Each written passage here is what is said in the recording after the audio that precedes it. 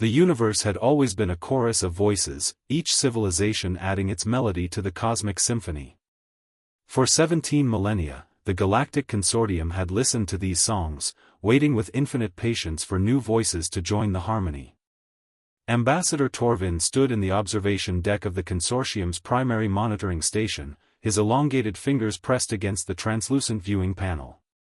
His species, the Quilmer, had been among the first to join the galactic community, and in his 400 years of service, he had never encountered a silence quite like this. Behind him, his deputy, a young Helcari named Osrin, buzzed with nervous energy. Her bioluminescent skin flickered between worried shades of amber and blue as she reviewed the data streams flooding her workstation. "The humans," she said softly, her voice carrying the musical quality of her people. "They detected our greeting probe 72 hours ago. Standard protocol suggests they should have responded within 48 hours. Still nothing." Torvin turned from the window, his triple-jointed legs carrying him gracefully to the central holographic display. Earth rotated before them, a jewel of blue and white suspended in the darkness. Its electromagnetic spectrum blazed with activity. Radio waves, television broadcasts, satellite communications.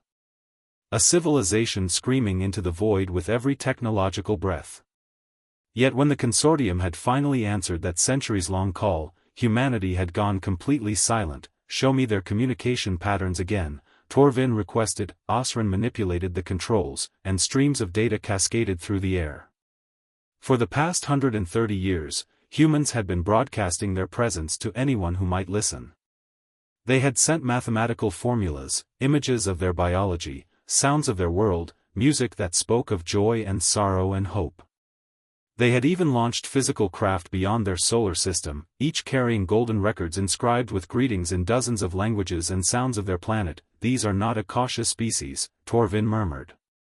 "These are people desperate to find others among the stars, which makes their silence all the more troubling," Osrin agreed. Her skin had settled into a deep violet, the color of profound concern among her kind. The consortium's greeting probe had been a masterwork of diplomatic engineering. Placed deliberately within viewing distance of humanity's Mars colony, it broadcast welcome messages across every conceivable frequency. Mathematical sequences that proved intelligence. Visual representations of peace. Quantum entangled particles that demonstrated faster-than-light communication capability. An invitation written in the universal language of physics itself. The humans had detected it immediately. Their sensor networks had locked onto it within minutes. Ships had changed course to observe it. And then, nothing. No response. No greeting. No acknowledgement whatsoever. More unsettling still, their general broadcasts had continued as if nothing had happened. News programs discussed weather and politics. Entertainment channels played their stories. But not a single transmission mentioned the probe. "Not one. It is as if they are pretending we do not exist," Osrin said quietly. Torvin felt a chill run through his nervous system. In all the consortium's history, across thousands of first contacts, no species had ever simply ignored them. Some had been afraid and responded with caution. Others had been overwhelmed and needed time to process. A few had even reacted with hostility, though that was rare. But this calculated silence, this deliberate pretense of normalcy while an alien artifact hung in their sky, this was entirely new. 3 days later, the situation escalated in a way no one anticipated. "Ambassador, urgent report," Osrin's voice cut through Torvin's meditation cycle. "The probe. It's gone." Torvin was at the command center in seconds. "Gone? What do you mean gone?" "Destroyed, sir." Osrin pulled up the sensor recordings. A human vessel, one of their military corvettes, approached the probe at high velocity. They fired some kind of accelerated projectile weapon. The probe was obliterated. Debris scattered across a 300-kilometer radius. The command center fell into stunned silence. Every species represented, Quilmer, Helcari, Drachner, Sundhen, stared at the replay in disbelief. The attack had been precise, calculated, efficient. No warning, no communication, just cold elimination of the consortium's peaceful gesture. Did they send any message? Any explanation? Torvin asked, though he already knew the answer. Nothing, Osrin confirmed. And their broadcasts continue unchanged. No announcement, no discussion, no acknowledgement that anything occurred. Torvin accessed the communication logs himself, unable to believe what he was seeing. Human news networks were covering a sporting event. Their entertainment channels showed comedies and dramas. Scientific broadcasts discussed climate research and medical advances. But nowhere, in any transmission they could detect, was there mention of the probe or its destruction. It was as if humanity had collectively decided that the consortium simply did not exist. That we must inform the High Council immediately, Torvin said, his voice heavy with implications he did not yet fully understand. Within hours, the grand chamber of the consortium filled with representatives from across known space. Director Vashner, a towering Krynoth whose carapace bore the scars of 5 centuries of diplomatic service, called the emergency session to order. The holographic display at the chamber's center showed Earth, beautiful and terrible in its silence. My friends, Vashner began, his voice resonating through translation matrices in hundreds of languages simultaneously. We face a situation unprecedented in our history. A spacefaring civilization has made first contact with us and responded with destruction and silence. The chamber erupted in concerned murmurs. Representative Quillen of the Sora's collective stood, her feathered crest rising in agitation. Perhaps we misunderstand their intentions. Perhaps the probe malfunctioned and they destroyed it for safety reasons. No, Torvin interjected, sharing his analysis with the assembly. The attack was too precise, too deliberate. And their silence is not the silence of ignorance or fear. They know we are here. They know what they did. They have chosen not to speak, but why? Representative Molker of the Thendari asked, his crystalline form refracting the chamber's light into rainbow patterns. We have reviewed their broadcasts. These humans have spent decades trying to contact alien life. They have organizations dedicated to searching for extraterrestrial intelligence. Why would they suddenly reject contact when it arrives? Torvin pulled up streams of human transmissions, letting the assembly see what he had been studying for days. Look at their messages to the stars. Hope. Curiosity. A desire for connection. Now look at their entertainment, their fiction about first contact. He switched to clips from human movies and television shows. The assembly watched in growing unease. Story after story showed alien invasions, hostile encounters, civilizations destroyed or enslaved by extraterrestrial visitors. In humanity's imagination, first contact was rarely peaceful. They are afraid, Osrin said softly. Not of the unknown, but of us specifically. Of what we might do, but we mean them no harm, Vashner protested. The consortium exists to protect and guide young civilizations. To share knowledge and ensure peaceful development. They do not know that, Torvin replied. They only know that something vastly more advanced than them has entered their space. And in their imagination, such meetings rarely end well for the less advanced party. The weight of understanding settled over the chamber like a heavy blanket. Humanity was not ignoring the consortium out of arrogance or hostility. They were terrified. And in their terror, they had chosen the only defense they had. Silence. Complete, absolute silence. If they did not acknowledge the consortium's existence, perhaps they could convince themselves that this nightmare was not real.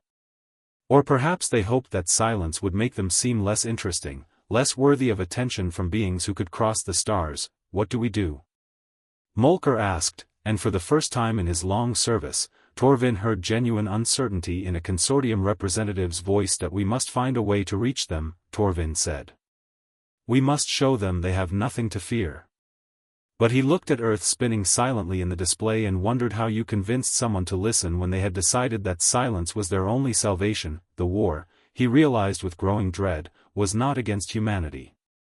It was against their fear. And that was a battle the consortium had never learned to fight. Weeks turned into months, and humanity's silence became a wound in the fabric of galactic diplomacy.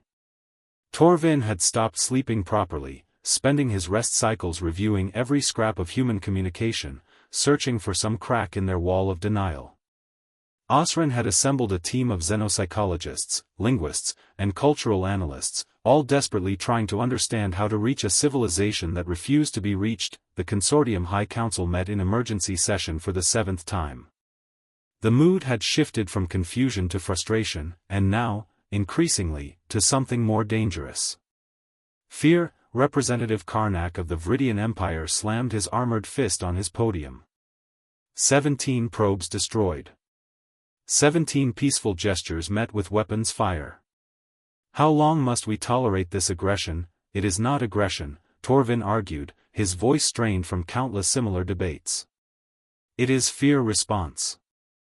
Like a cornered animal lashing out, then perhaps, Karnak growled, they should not have made themselves known to the galaxy if they wished to remain cornered and silent. Director Vashner raised a calming appendage. We must not allow frustration to override our principles.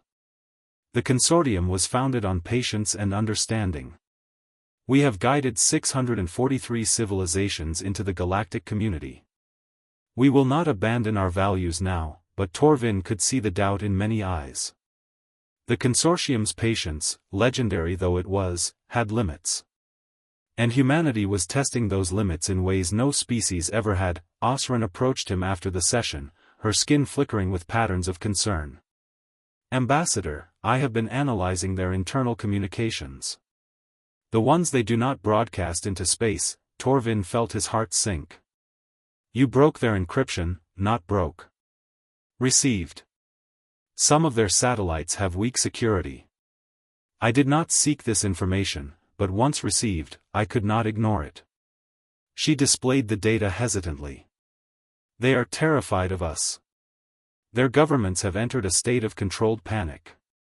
They are preparing for what they call first contact scenarios. Every scenario ends badly for them in their projections. The data streams showed internal human military communications, scientific debates, governmental discussions. All classified, all hidden from their public broadcasts. The picture they painted was heartbreaking. Humanity had spent centuries dreaming of meeting other intelligent life, but now that the moment had arrived, they were paralyzed by terror. Their fiction had taught them that advanced aliens meant conquest, exploitation, or extinction. The consortium's peaceful intentions meant nothing against generations of cultural conditioning. Look at this, Osrin continued, highlighting a particular exchange between human scientists. They believe our silence after their attacks proves we are studying them, planning. They think our patience is strategic rather than diplomatic. Torvin felt a wave of profound sadness. We cannot win. If we approach, we are invaders. If we wait, we are predators. If we speak, they do not listen. If we stay silent, they fill that silence with nightmares. There is more, Osrin said quietly. Their military networks. They are preparing something they call Operation Lighthouse. The translation matrix struggled with the metaphor, but Torvin understood the concept quickly enough as Osrin displayed the stolen plans. Humanity was building weapons. Not just defensive systems, but aggressive, preemptive strike capabilities. They were developing faster-than-light missiles, quantum disruptors, weapons designed specifically to target the kinds of technology the consortium used. They were preparing for war, when? Torvin asked hullily. Their timeline suggests implementation within 18 months. They are mobilizing their entire industrial capacity. Ambassador, they are treating this as an existential threat. They believe it is fight or die. The High Council's reaction to this intelligence was explosive. Half demanded immediate intervention to prevent humanity from becoming a threat. The other half argued for complete withdrawal, for quarantining human space and leaving them alone. Torvin found himself in the shrinking middle, still believing communication was possible. Director Vashner, Torvin pleaded. Give me one more chance. One more attempt to reach them. Vashner's ancient eyes regarded him with something like pity. What can you possibly do differently, Ambassador? We have tried every form of greeting known to the consortium. All have been destroyed or ignored. Let me go myself. Torvin said. Not a probe, not a message. Me. In person. Let me take a small ship, unarmed, and approach their homeworld directly. Let me show them that we are not monsters hiding behind technology. We are people, just like them. The chamber fell silent. Personal first contact was almost never done. It was dangerous, potentially disastrous. If humanity's fear drove them to kill an ambassador, the consequences would be severe. Osrin stepped forward. I will go with him. No, Torvin started, but she cut him off. You will need a pilot. You will need someone who can speak for a younger generation of the consortium. And you will need a witness, whatever happens. Her skin had settled into determined red. I am going. Vashner looked between them for a long moment. Then, slowly, he nodded. You have one chance. One approach. If humanity attacks, we will consider it an act of war, and this matter will be taken from the hands of diplomats. Do you understand? Torvin understood perfectly. He was betting everything, his life, humanity's future, the consortium's principles, on the hope that when humans saw a face instead of a probe, a person instead of a mystery, their better nature would overcome their fear. 3 weeks later, Torvin and Osrin sat in a small diplomatic shuttle, approaching the edge of Earth's solar system. They had broadcasted their intentions on every frequency. They had shown themselves on visual channels. They had even transmitted their biometric data, proving they were living beings, not autonomous machines. The message was simple. We come in peace. We wish only to talk.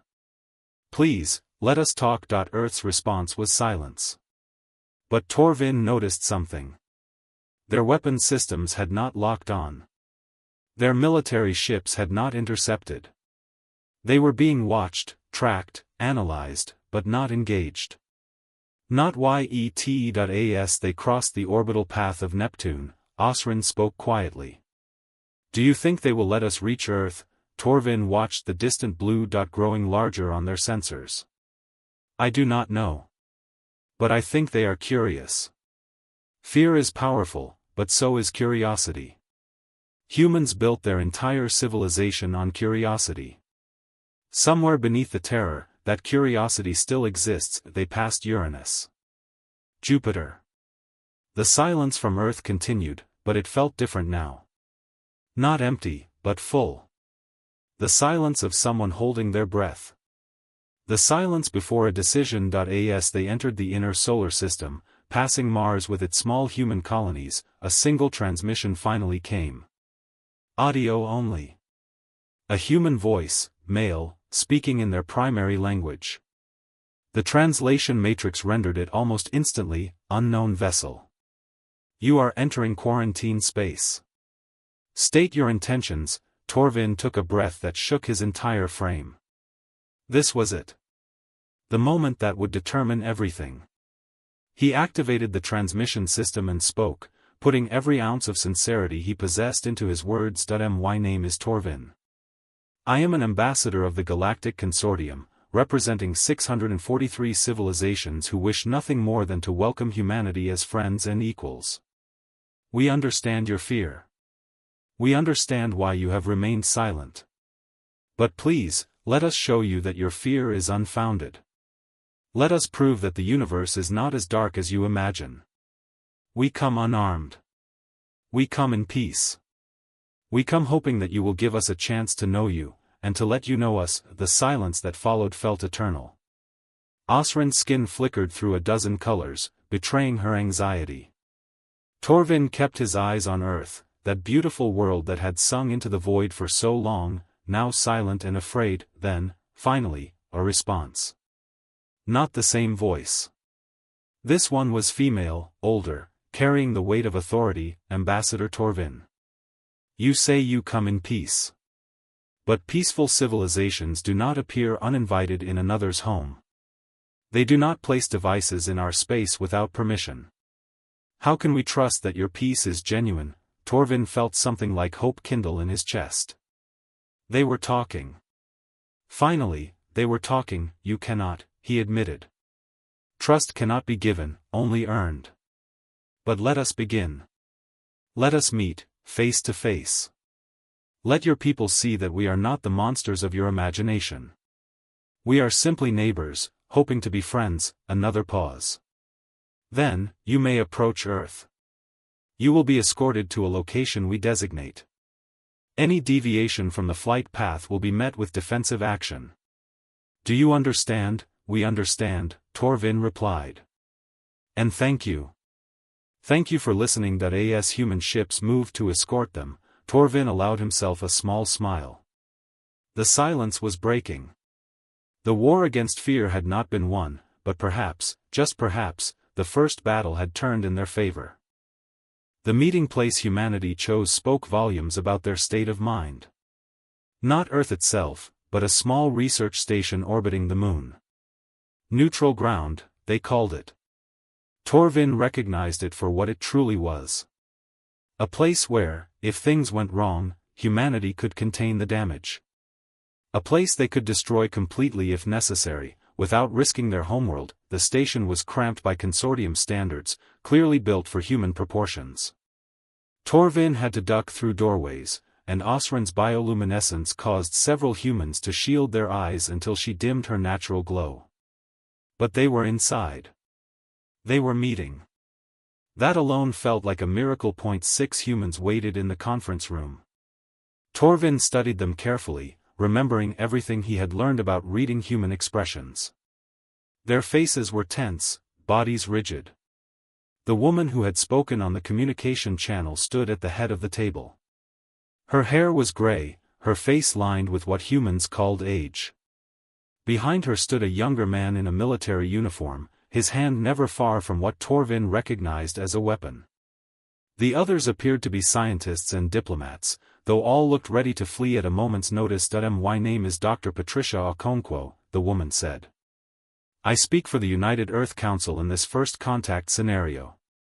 She paused on those last words, as if even now she could barely believe she was saying them. Thank you for agreeing to meet with us, Torvin began. I know this is difficult for you. Difficult, one of the scientists, a thin man with nervous hands, spoke up. You appear in our solar system with technology we can barely comprehend, and you wonder why we find it difficult. Torvin chose his words carefully. We have monitored your broadcasts for decades. We know you have been searching for us, hoping to find other intelligent life. Why, then, did our presence cause such fear? Dr. Okonkwo's expression hardened. Because searching for something in theory is very different from having it appear in your home. Because every story we tell ourselves about first contact ends with the less advanced civilization being destroyed, conquered, or fundamentally changed against their will. Because we are not fools, Ambassador. History teaches that when two civilizations meet with vastly different technology levels, it rarely ends well for the weaker party. The words hung in the air like an accusation. Torvin felt the weight of countless human fears, generations of cultural trauma encoded in stories and warnings. How did you communicate with a species whose imagination had prepared them only for nightmares? Osrin spoke for the first time, her translated voice carrying a gentle quality. What if your stories are wrong? What if the universe is larger and kinder than you imagined? The military officer, whose name tag read General Brooks, laughed bitterly. With respect, you are asking us to bet our entire species on that hope. Would you do the same in our position? Torvin met the general's eyes. Yes. Because 643 civilizations before you made that same bet, and all of them survived. All of them thrived. The consortium exists to protect, not to conquer. We have laws, ethics, principles that have endured for 17,000 years. We do not come to take from you. We come to give. Give what? Dr. Okonkwo asked sharply. Technology we are not ready for? Knowledge that will upend our societies? Interference in our development that we did not ask for? Torvin realized then the depth of humanity's pride wound. They were not just afraid of being conquered. They were afraid of being diminished, of becoming children in a universe of adults, of losing their autonomy and self-determination. That we give only what is asked for, Torvin said softly. Nothing more. If you wish us to leave and never return, we will respect that choice. If you wish to learn at your own pace, we will provide resources and step back. If you wish to join the consortium as equals, we will celebrate your arrival. But all of this, all of it, is your choice. We are not here to rule you. We are here because you called out to the stars, and we are answering. Something shifted in the room. Not trust, not yet, but perhaps the first crack in the wall of fear. One of the younger scientists, a woman with dark skin and curious eyes, leaned forward. You said 643 civilizations. All different from each other, I assume. Different biologies, different cultures, different values. How do you make that work? How do you prevent the strong from dominating the weak? Torvin felt a surge of hope at the question. Curiosity was pushing through fear. That is the purpose of the consortium. We learned, millennia ago, that civilization is not strength versus weakness. It is diversity and cooperation. Yes, some species are more technologically advanced. But advancement in one area does not make a civilization superior in all ways. The Trilaxians have faster ships than anyone, but the Helkari, Osran's people, understand quantum mechanics in ways that even ancient civilizations are still learning from. Humans, from what we have observed, have a capacity for creative problem-solving and emotional intelligence that surpasses many species centuries older than you. You have been watching us, General Brooks said, and it was not quite a question that we monitor all emerging civilizations, Torvin admitted. Not to spy, but to understand. To know when and how to make contact in ways that will not cause harm. Clearly, he added with a touch of self-deprecating humor, we miscalculated in your case. A flicker of something like a smile crossed Dr. Okonkwo's face. You thought we would react like your other first contacts. But we are not like them, are we? No, Osran said, her skin glowing soft blue with admiration. You are not. Your capacity for imagination is extraordinary. It creates beautiful art and stories. But it also creates fears that have no basis in reality. You imagined us as monsters before you ever met us, can you blame us? The younger scientist asked. We have only ourselves as reference. And humans have not always treated other humans well when technology levels differ. We assumed aliens would be the same. Torvin felt profound sadness at this admission. You judged the universe by your own past. But the universe is not humanity writ large. It is 643 different ways of being, thinking, existing. Some gentle, some fierce, some logical, some emotional. All learning from each other. All growing together. For a long moment, no one spoke. Then Dr. Okonkwo straightened in her chair, and Torvin recognized the posture of someone making a difficult decision. What would joining the consortium mean for us? Practically speaking, Torvin pulled up a holographic display, showing the structure of galactic civilization. Access to the common data networks, including scientific knowledge, cultural exchanges, historical records spanning millennia. Trade agreements if you wish them. Defense pacts, ensuring no member civilization threatens another. Educational exchanges. Medical knowledge. And most importantly, a voice. Every member species, regardless of age or technology level, has equal representation in the High Council. Your concerns, your needs, your perspectives would shape the future of galactic civilization, and if we refuse? General Brooks asked, then we place a marker at the edge of your solar system, Torvin said. Any species wishing to visit must receive your permission first. You would be protected by consortium law while maintaining complete independence. We would monitor from a distance only to ensure no one violates your sovereignty. And if, in 10 years or 100 years or 1,000 years, you change your mind, the invitation remains open. Dr. Okonkwo studied him intently. You would really leave us alone if we asked that? It is not really, Torvin replied. It is the fundamental principle of the consortium. Consent. Autonomy. Respect. Without these, we are nothing but conquerors with pleasant words. The younger scientist, whose name badge read Dr. Jennings, spoke hesitantly. I have a question that might sound stupid. There are no stupid questions, Osrin encouraged. "Do the consortium, have anything like what we call art? Music?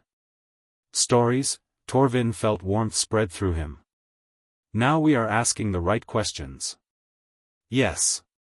Thousands of forms of art, many of which humans have never imagined. The Drelixians paint with gravitational fields. The Helkari compose symphonies using bioluminescence. The Korthan tell stories that last generations, each storyteller adding to narratives centuries old. And we have museums, galleries, performance spaces where all these forms mix and influence each other. Human music, which we have heard in your broadcasts, would be a gift to such places. You want our art? General Brooks seemed genuinely surprised that we want to know you, Torvin said simply. Your art, your stories, your music, these show us who you truly are. Technology can be shared easily. Culture, perspective, the unique way your species sees the universe, that is irreplaceable.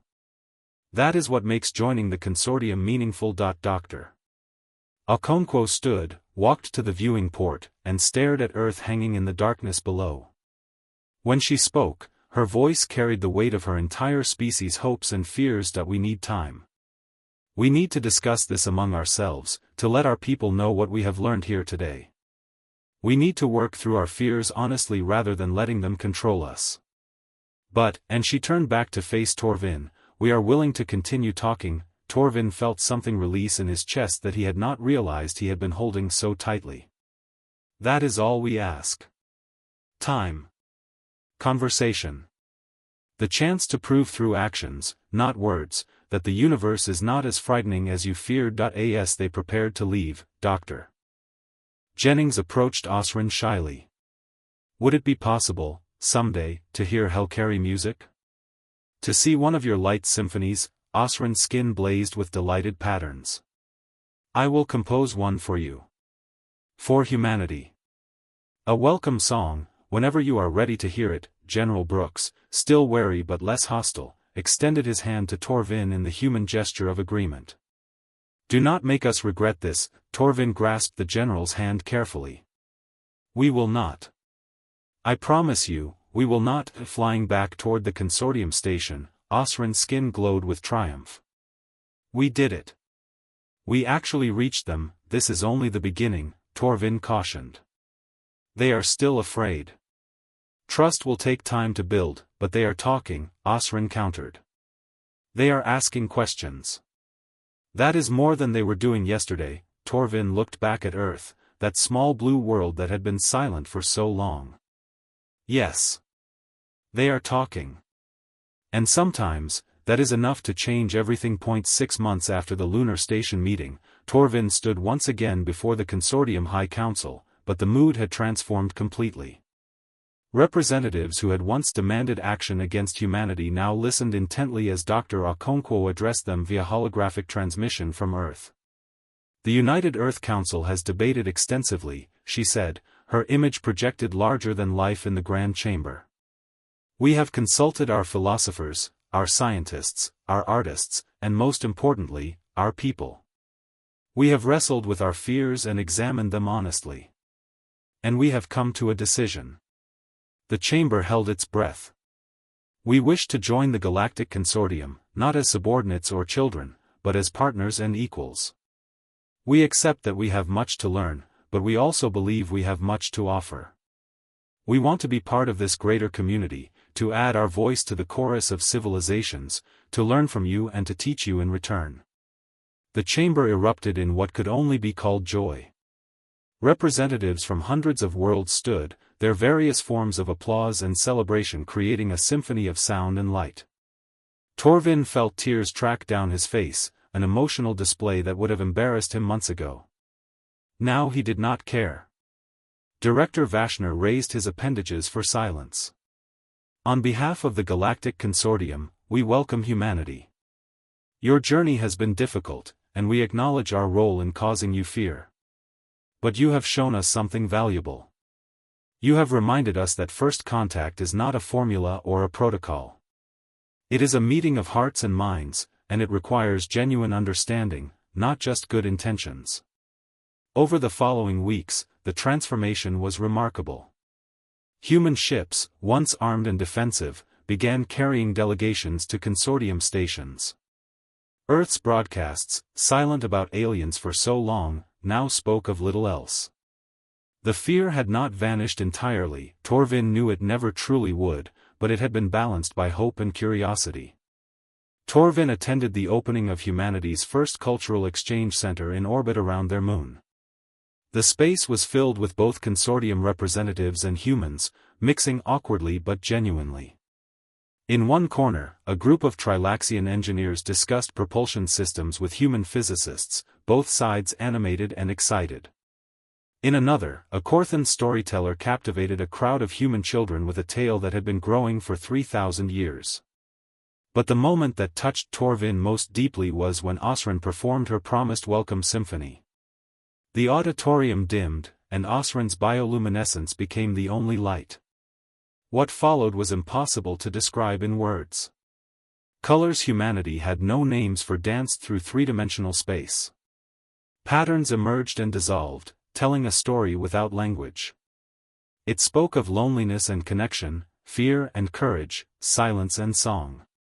It told the story of humanity's journey from isolation to community. When it ended, the silence was profound. Then a human in the audience began to clap, and others joined, and soon the entire auditorium thundered with appreciation. Osrin glowed so brightly with joy that several humans had to shield their eyes, laughing as they did so. Dr. Okonkwo found Torvin after the performance. "Thank you for not giving up on us." "Thank you for finding the courage to listen," Torvin replied. She smiled, though her eyes were thoughtful. "You know, we spent so much time imagining first contact as a moment of crisis. Invasion or salvation, conquest or rescue. We never imagined it might simply be making new friends." "Perhaps that is the real lesson," Torvin suggested. "The universe is not here to save you or destroy you. It is simply here, full of others like you, trying to make their way through existence. Connection is what we make of it." In the months that followed, humanity threw itself into galactic society with characteristic enthusiasm. Human scientists collaborated on projects across the consortium. Human artists added new dimensions to galactic culture. Human philosophers engaged in debates that had been ongoing for millennia, bringing fresh perspectives that often surprised ancient civilizations. But more importantly, humanity's fear became humanity's gift. Their experience led to reforms in consortium first contact protocols. New guidelines emphasized the importance of understanding a species' cultural context, their fears and hopes, before making contact. The consortium began training ambassadors in xenopsychology more extensively. Humanity's difficult journey made the next first contact, and all those that followed, gentler and more successful. Torvin was reviewing these new protocols in his office when Osrin entered, her skin flickering with excitement. "Ambassador, you need to see this." She displayed a transmission from human space. It was a small probe, beautifully crafted, carrying a message. But this time, the message was not sent into empty space hoping for an answer. It was addressed specifically to the Viridian Collective, a recently detected civilization just beginning to explore their own solar system. "What does it say?" Torvin asked. Osrin played the recording. A human voice, warm and welcoming, spoke in carefully constructed mathematical sequences followed by translated speech. "Greetings to our new neighbors. We are humanity of Earth, and we were once where you are now. We were afraid when first contact came.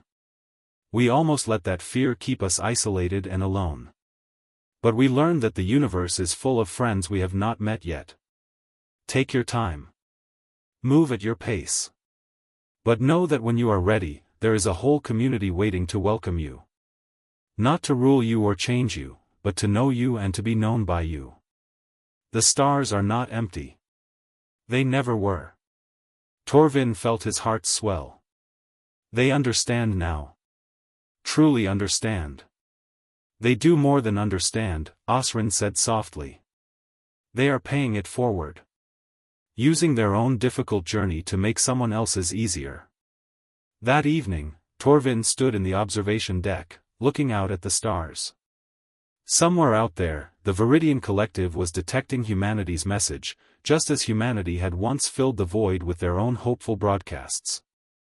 The cycle continued, but it was different now. Better. Because one species had faced their fear and found friendship on the other side. General Brooks, who had become surprisingly friendly with Torvin over the months, joined him at the viewing panel. I never thought I would say this, but I am glad you did not give up on us.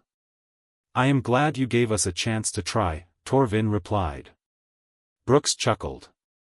You know what the strangest part of all this is? We spent generations terrified of meeting aliens because we thought they would be like us at our worst. Aggressive, exploitative, cruel. We never considered they might be like us at our best. Curious, kind, hopeful. Perhaps, Torvin suggested, that is because it is easier to imagine monsters than it is to imagine friends. Monsters require nothing of us but fear. Friends require trust, vulnerability, growth. Harder things, but worthier ones. They stood in comfortable silence, watching Earth rotate slowly below. The planet was no longer silent.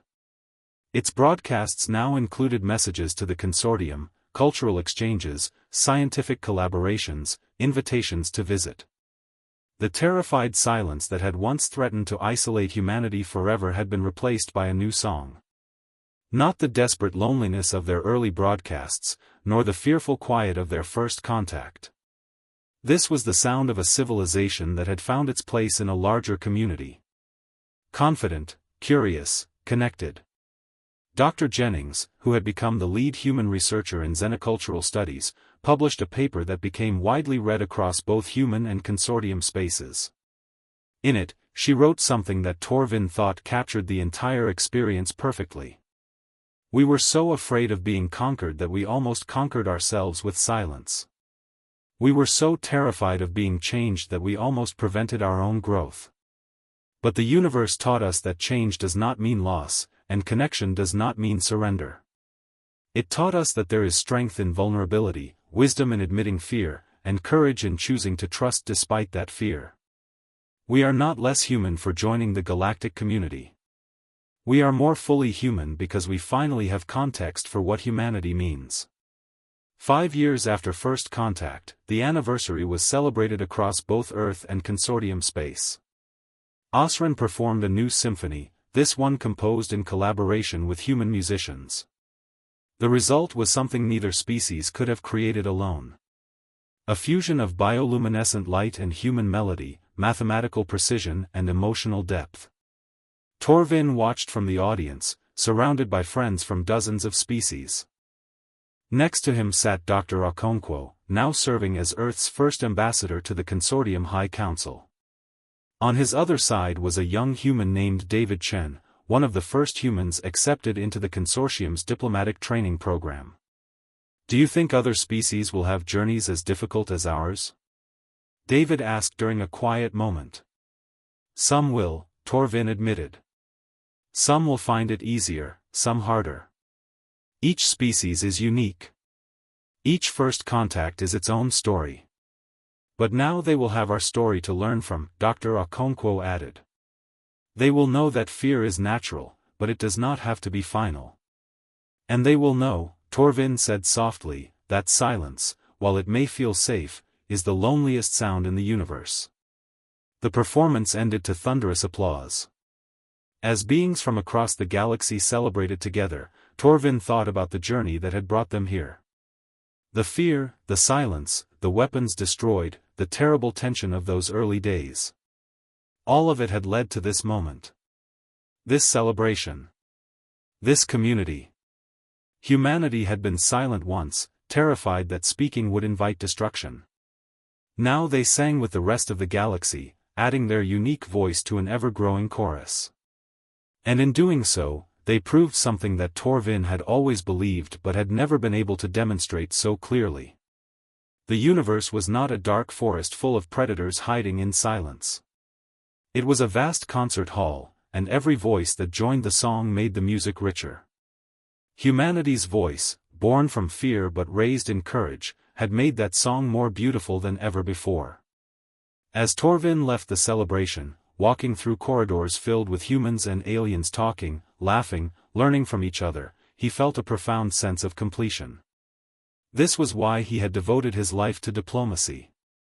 Not for the easy first contacts, but for moments like this. For the chance to turn silence into song, fear into friendship, isolation into community. Behind him, he heard David Chen talking enthusiastically with a group of young Quilmer about a joint research project.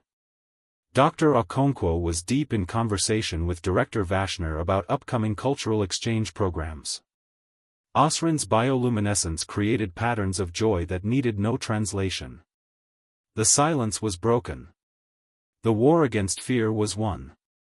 And in its place was something far more powerful than either. Hope. Connection. The simple, profound truth that no one, human or alien, had to face the vast universe alone. Torvin smiled and continued walking, his footsteps echoing softly in the corridor.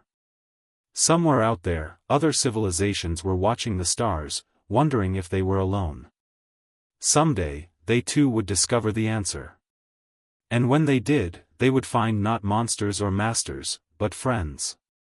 Waiting patiently to welcome them home. Retry.